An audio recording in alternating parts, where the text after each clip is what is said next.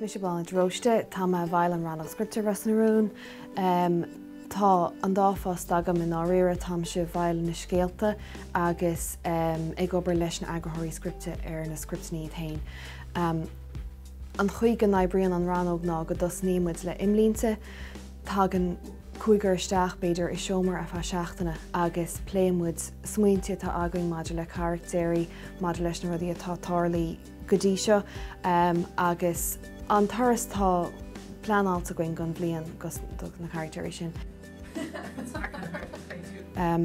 So ní an choras sin tasníon struchtúirí tag an scríóirí scripte isteach aibríonn siad le agathir struchtúir agus ní an prósé sin ní pléile TG cethir, pléile an léirithir sreatha tasníon na scriptnaí agus sin dúine an tríú chuid gan phróséis.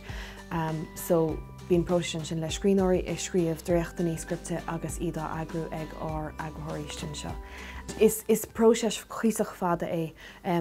Faoi láthair táid is smaoinemh ar nullag 2016, so táid beag nach bliain aráig ó thaobh an léire chunde.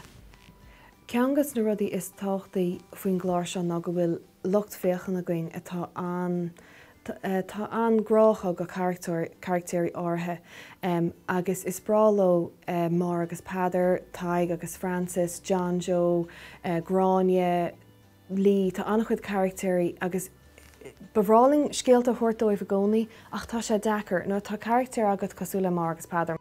Tá siad hééis feiste sa gláir seo le 5 bliain nuas, so orintanta tá sé deacair teachta nuas le rudí nua agus níor bhaile éon rud atá hééis tarlú is stair Mara an Feadar a ahrú, so catú bheith